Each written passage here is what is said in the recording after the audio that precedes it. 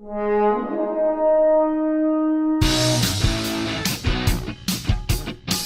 and welcome to Minute of the Apes, the daily podcast where we break down every minute of the Planet of the Apes movies, 1 minute at a time. I'm Todd. I've got Richard and Sean across from me. Hello, Richard and Sean. Hello. Hey, Todd. Hey, guys. You see how I do that, by the way? I didn't call you Chris. I was editing some episodes the other day, and once again, I heard Chris, and I was listening like, to them too. I do this all the time when I'm actually saying JJ or Sean, and sometimes because our spouses hang out, and so frequently I will say. I'll say JJ and Sean when I mean JJ and Chris, or Sean and Chris. Well, I don't think I've ever just Sean and Chris, but I will do that. I will sometimes switch Sean and Chris when talking about. I'm not saying that I'm impervious to doing that. I just happen to have a mother-in-law who named her daughters Shelly and Sherry, and she can't ever call their daughter the right one. So I'm like focused on trying not to do that. That is her own fault. Why did she do that? I don't. She's a very sweet lady that.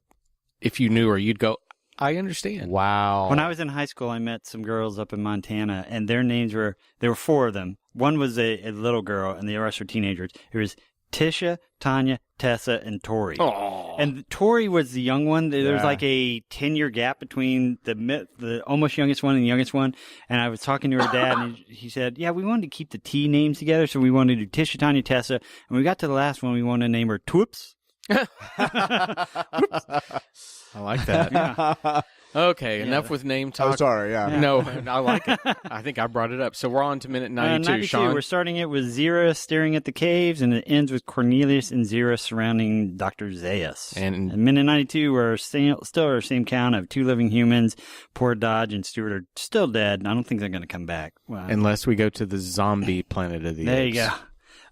We got a shrewdness of apes and a gaggle of humans. So, out of curiosity, because Sean is watching these as the minutes go. He's not watching them. I haven't seen the movies. We haven't seen the movie all the way through, or any of the movies really.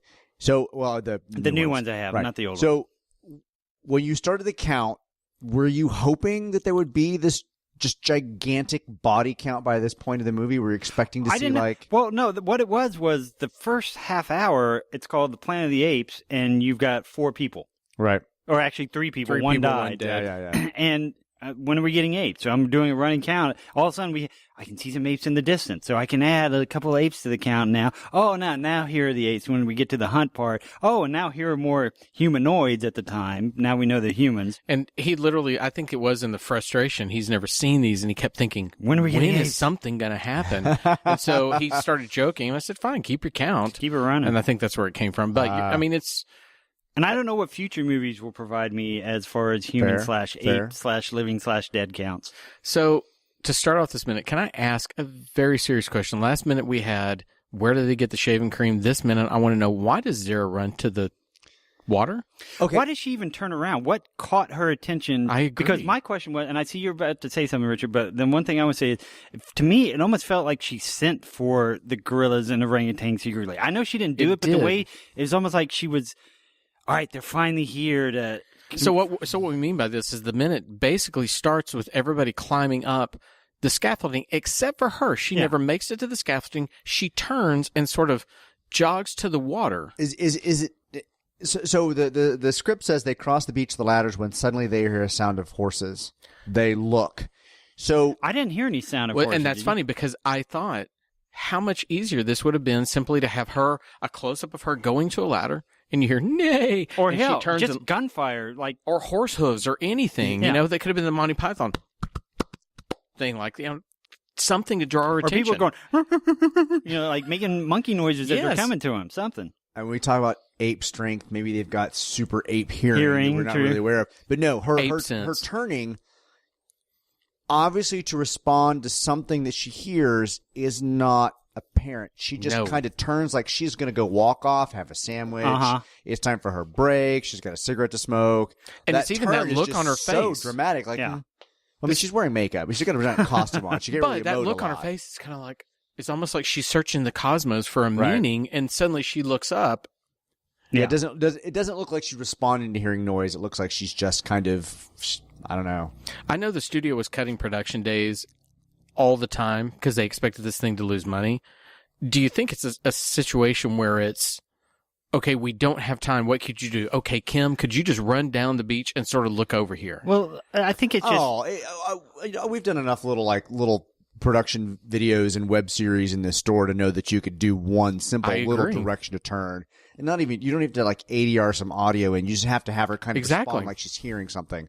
Just a movement with her hand kind of moving around would have solved that rather than that just bizarre turn and kind of look like she's about to walk out into the sea. Well, I think it's also part of just movie tropes that they do where right when you're about to get to the goal that you want, the bad guy shows up instantly at that time just to stop you and pull you back from your goal one more time before you actually get to find out what you're doing. It's just, one of those things where otherwise they get into the cave, they do whatever they want, and a day later the orangutans and everybody show up and it doesn't matter because they've missed each other 2 ships in the night. So when they were walking up the scaffolding, did you have a sense that they were about to get interrupted? Did you think something was going to happen? I mean, technically we saw this. Well, when I saw Zira turn around, I thought something was going to happen there because what was her motivation? What is she doing? Why is she all of a sudden not with the rest of the group? Does she need to go piddle? I mean, that's kind of what I thought. She got runs, some poop into the scurries, ocean. and she kind of turns back and looks at them and scurries a little bit further away. Like, it was like, what? Where is she going? Is she afraid of the cave? Maybe so. Maybe she actually doesn't like Cornelius. Maybe she wants to get away from him. But I'm telling you, it's the unrequited thing with Taylor. She's in love with Taylor. She can't bear to be in a confined space with both of them, and so she runs to the beach. She's going to run into the water like an old 80s music video with the white waves slashing dive into it. Okay, so she turns, and she kind of reacts to actually hearing something, right? And we have 5 armed apes and Zaius. And then we have 2 more apes kind of on horseback also coming over on the the top distance, of the ledge above the cave area. Nobody is subtle in their approach. Oh, no. Trust me. Yeah, they're riding in like they're ready to capture these people, take them on. And guess what? This is the best part. We get to hear unnamed. We finally get a name. Boy. Lucius. And his name is Lucius. Yeah. Cornelius says, Lucius, don't fire at them. Now, keep in mind, the people who have guns right now are Lucius and Taylor. Nobody else has a gun. Zira and Cornelius have decided not to carry a gun. So this is also, Sean, if you go back and watch it, this is when you can see Lucius's zipper. Oh, okay. Plainly. Gotcha. So don't shoot at them, Lucius, but then Taylor starts popping shots off and immediately comes back and tells Dr. Zaius, if there's any more shooting, you'll be next, essentially. Hey, hang on, asshole. You started this shit. You're the one shooting at us. Don't be a jackass. But it's typical of Taylor. Yeah. Taylor rushes in and blames everybody else for all the problems. Well, hell, Taylor spots the 2 snipers off in the distance and says, but I want to know if that was ANSA training to just shoot wildly and soon people know what you're doing. Bang, bang, get rid of the snipers. It has that classic studio gun sound. Bing, yeah, the horrible echo. Boom, bing, boom, exactly. Pow. Yeah. So one of the things that was in here to kind of add to it was Zira says Cornelius. Cornelius was not on the script. Her saying that out. Cornelius responding to Lucius. Lucius, don't fire at them. And then Zaius says, "You're on arrest, you seditious scoundrel. Drop that rifle." That did not end up in this. No, moment. yeah. Then Taylor is supposed to shout at the 2 apes coming down the side. Stop right there.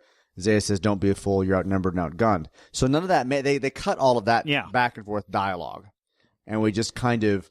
Which would have been really nice. It made a lot more sense in this moment. Maybe you're right. Maybe they were cutting stuff down to try and get through this day. Right. They didn't feel like they could actually do it. I mean, the movie is less than 2 hours, right? It is less than 2 hours. But the reason I brought up that whole thing about them cutting production schedules because, once again, Amazon popped up a note and it mentioned right here that they actually cut this shooting schedule down. Ah, well, then, yeah, I can see how they would just dump whatever they can out of there. They figured that's not important.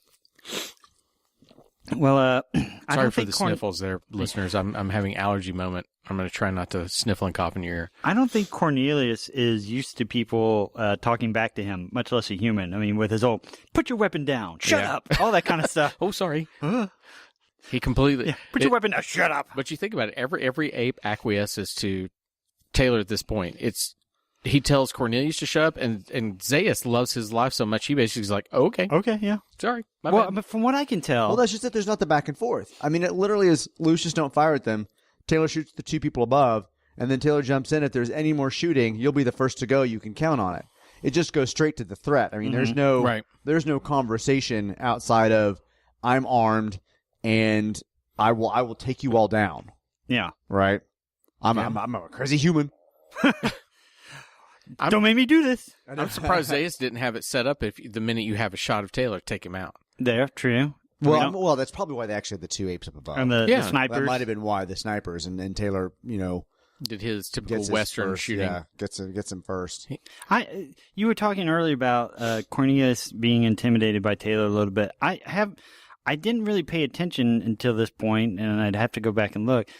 Is Taylor taller than all the apes in the movie? No. I don't, or Let's is he go to at least IMDb equivalent to it? Because if he is physically, because think of it this way: all the apes, if they're walking properly, are slightly stooped over. Yeah, so that's the impression that they're not really taller than that. He's taller than them. And he walks straight back, so he would be more intimidating, being a bigger presence than them. So him yelling at Cornelius would not be a surprise for him to back down necessarily, because he's getting threatened by a larger presence. Very tall man. Yeah. Well, I think Taylor has a lot of faith in the gorillas, considering that how he's been treated in the past. The fact that whenever he goes, "You guys get out of here," and the instant they turn around, he just drops his gun. He's done with it. All right, you guys, nobody's going to turn around and just shoot me now, right? So Charlton Heston was 6'3", Roddy McDowell was 5'9". Oh yeah. So then, yeah, he's going to tower over him always. Yeah, quite a bit. Yeah. There you go. Thank you, IMDb. Yeah.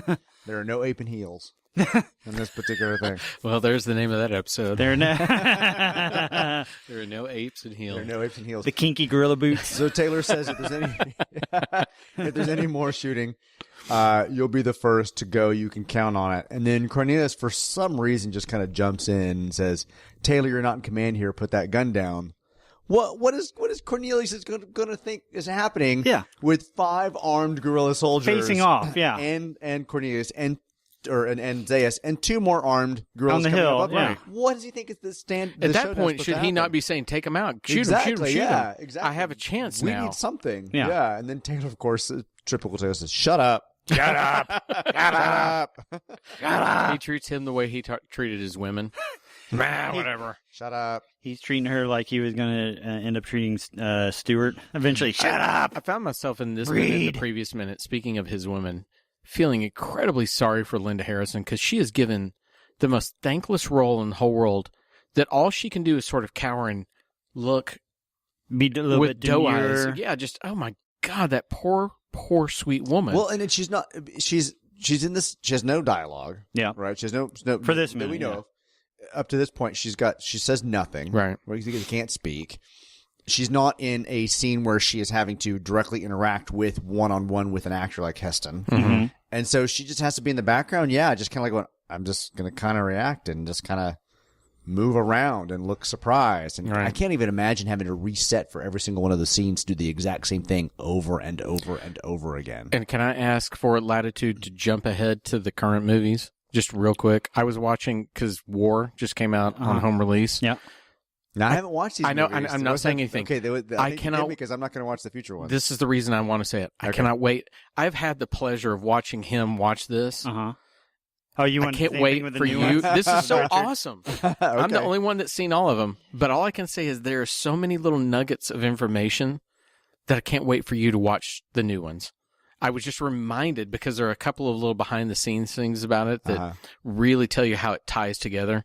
Oh. It's going to be really hard to watch a movie a minute at a time. Hey, I don't know how really? you did it, Sean.